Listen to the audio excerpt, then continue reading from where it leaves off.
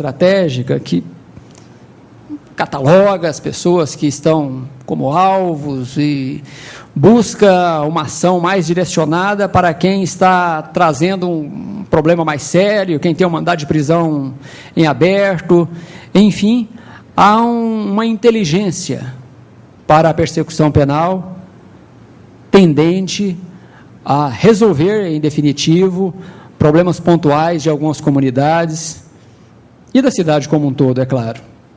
O Ministério Público tem feito também uma política interessante de audiências públicas e do chamado Ministério Público itinerante, que vai pelo interior com um caminhão, com algumas mesas e faz palestras, atende ao público, anota ali reclamações e toma providências na medida da possibilidade.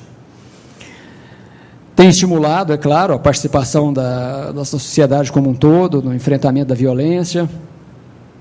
E, dentre as ferramentas utilizadas, nós podemos alistar a questão do inquérito civil público, das notificações, das intimações, das denúncias, das ações penais, dos termos de ajustamento de conduta, e uma busca constante na proteção do cidadão como um todo, proteção do patrimônio público, perseguindo aí a questão da improbidade administrativa. Temos um grupo grande de promotores de justiça que lidam exclusivamente no combate a crimes praticados por prefeitos. Aliás, a Associação dos Prefeitos de Minas Gerais pediu a mudança do nome lá da Promotoria de Combate ao Crime de Prefeitos para Promotoria de Combate ao Crime de Agentes Públicos Municipais. Bom, não sei até onde isso pode contribuir para o marketing deles, mas, afinal, parece-me que o Procurador-Geral concordou lá com a mudança da promotoria. Ora, e o Ministério Público tem tentado alguma alteração legislativa no sentido de favorecer algumas políticas que entende que poderiam conduzir à pacificação social. Temos visto, no estudo do direito comparado, que outras nações adotam políticas diferenciadas, algumas delas parece que não vão lá tão bem, mas outras parecem interessantes. Eu fui convidado há 2 meses para conhecer o sistema de justiça e sistema penitenciário dos Estados Unidos. E em Washington eu ouvi uma coisa interessante, que 98% dos crimes que chegam documentados na mão do promotor de justiça, ele negocia com o advogado e o criminoso. Só judicializa 2%. Então, o Poder Judiciário está sempre com o serviço em dia, pouco serviço, e tem tempo para apreciar com cuidado o processo de um criminoso qualquer, porque 2% dos processos apenas vão para a mão do juiz. O resto é resolvido em termos de negociação. É uma atitude audaciosa. A discussão não gira em torno de se estamos ou não preparados para isso, mas até onde poderia ser conveniente para a nossa nação importar práticas dessa mesma natureza. Eu vi ali também coisas curiosas, como uma execução da pena administrativizada, ou seja, o juiz condenou o réu, esquece, esse passa a ser um assunto do executivo. O diretor da penitenciária é que vai controlar a administração da pena, os benefícios, dando ou negando, e ele pode, curiosamente, até dar 1 ano a mais de pena, se o réu não tiver bom comportamento. É algo para nós pensarmos um pouco, né? Será se uma hora nós teremos condições de implantar coisa parecida aqui? Eu não sei, mas tem muitas práticas curiosas, mundo afora, nas quais nós poderíamos nos inspirar para, respeitadas as nossas peculiaridades, respeitada a nossa cultura, tentarmos aperfeiçoar o nosso sistema. É claro que isso deve ser um esforço conjunto de todos nós. Como é que nós vemos o fenômeno do crime? Eu participava de uma palestra recentemente com um grande penalista argentino, Eugênio Raul Zaffaroni. Zaffaroni, quem aqui passou pelo curso de Direito, com certeza leu ali o livro de Direito Penal do Zaffaroni, né? Ou Zaffaroni, como eles chamam. Na realidade, ele dizia o seguinte, que a humanidade não descobriu ainda o que fazer com o criminoso. Ele dizia, olha, nós temos utilizado as prisões, nesses últimos séculos, como instrumento de punição e de combate ao crime, mas questiona-se a eficiência da prisão.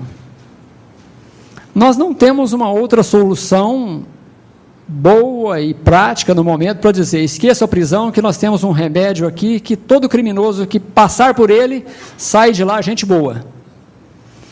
Mas não podemos também dizer que a prisão esteja cumprindo o seu papel. Eu não estou aqui apregoando uma descarcerização do criminoso. Eu acho que a prisão é um mal necessário, nós precisamos dele no momento. Precisamos. Mas é importante nós refletirmos também até que ponto a prisão tem contribuído para a segurança pública como um todo. Será se só ela, por si só, resolve o problema do homem criminoso? Talvez não. Talvez não. Não me parece correto o entendimento que apregoa que a única causa do crime seja a pobreza, ou má distribuição de renda, ou falta de escolaridade. Se fosse assim, nós teríamos muita dificuldade para explicar alguns crimes pelos quais estão sendo condenados nesse momento, no mensalão, aquela gente em Brasília, não é? A maioria deles a gente não pode imputar uma condição de pobreza, ou de analfabetismo, ou de má distribuição de renda.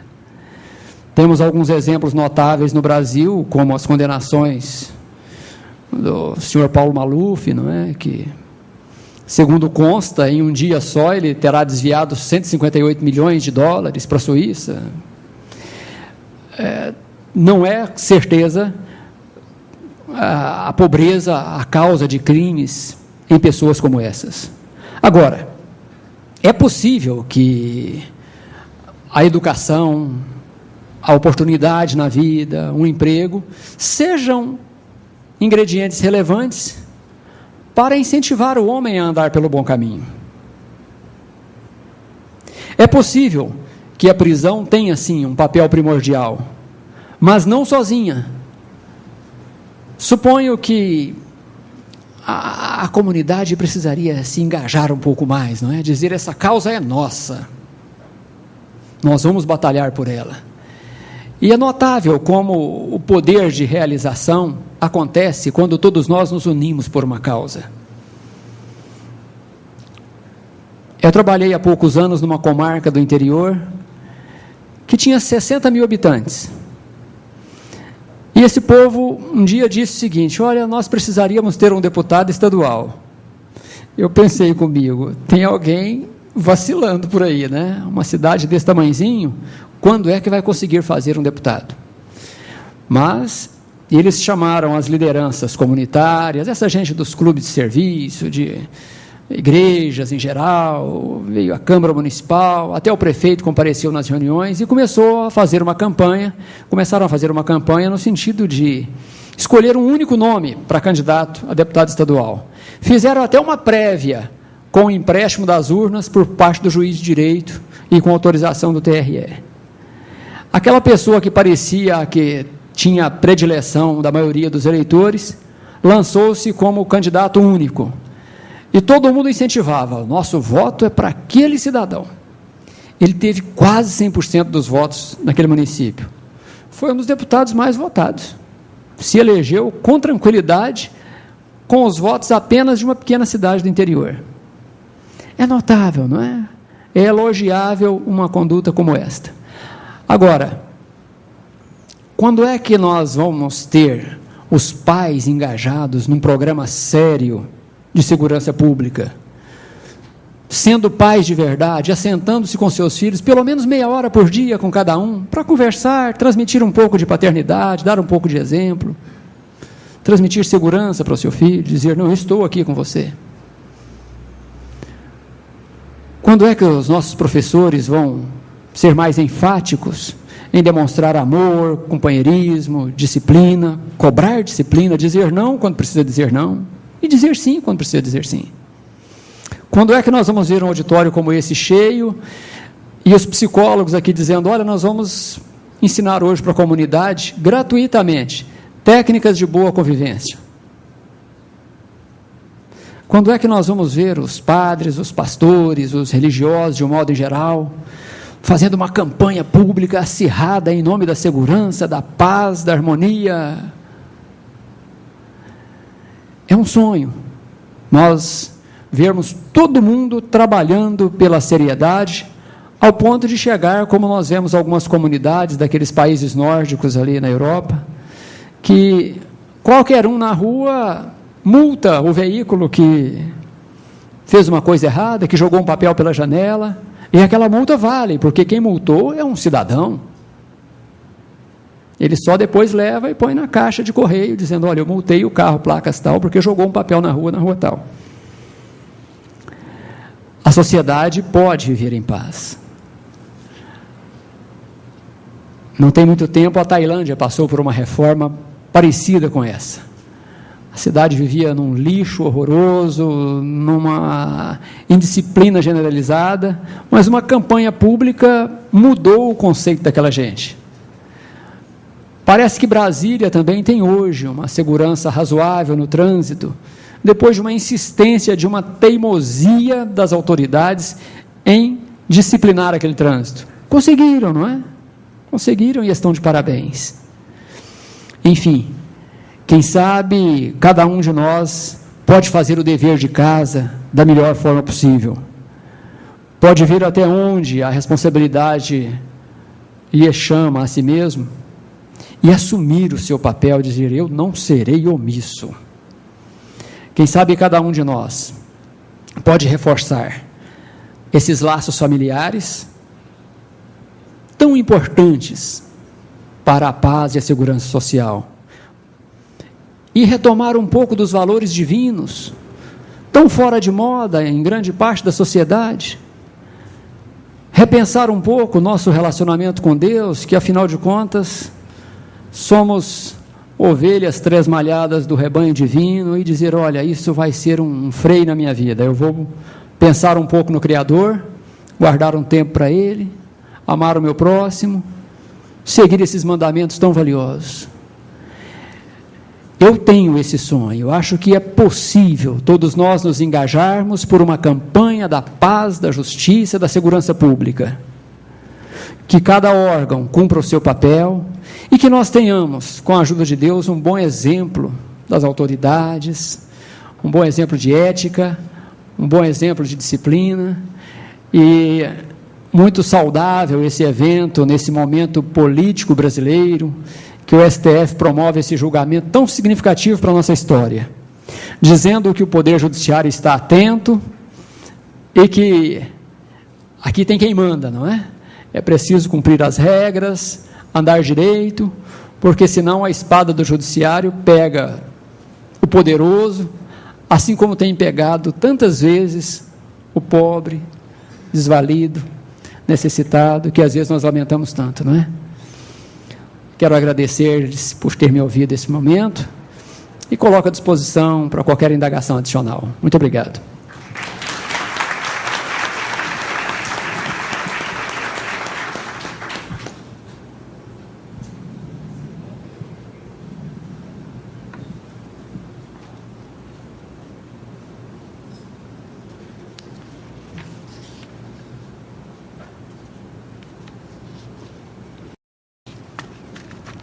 Senhoras e senhores, o espaço para perguntas a partir deste momento encontra-se aberto. Os formulários deverão ser enviados, como nas outras palestras, por escrito, identificados por nome e e-mail.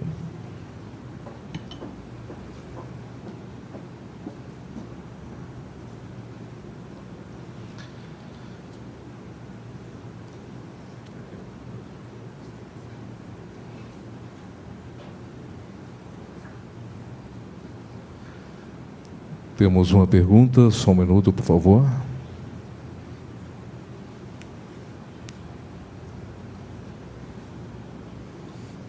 Às vezes dá uma canseira quando a gente ouve a notícia. Porém, se estourar uma boca de fogo, prendeu um traficante poderoso. Você vai ver o veículo que o sujeito tem uma bicicleta. anda de chinelo de dedo.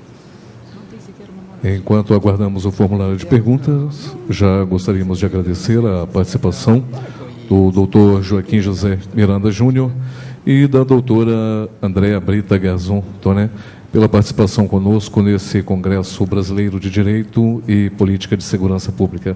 Vocês, o nosso muito obrigado pela presença.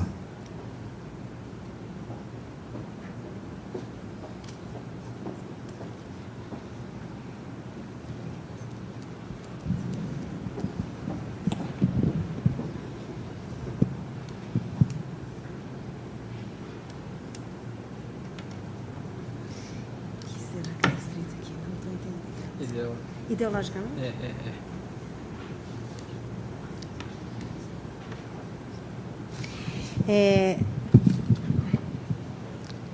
A pergunta. Ideologicamente, está estampado na nossa bandeira nacional ordem e progresso. A visão do Ministério Público não se na visão do Ministério Público, não se deveria impor a ordem a essa sociedade. Eu estou tendo dificuldade de entender a letra. A esta sociedade... Através? Através de campanhas mais enérgicas. Sim, através de campanhas mais enérgicas. É o sargento Marcelo que faz a colocação. Sargento Marcelo, o Ministério Público tem se queixado de algumas leis que nós, às vezes, dizemos leis frouxas. Nós entendemos que, em muitos casos, parece salutar uma repressão um pouco maior, especialmente com os poderosos. Especialmente com quem tem capacidade de discernimento plena.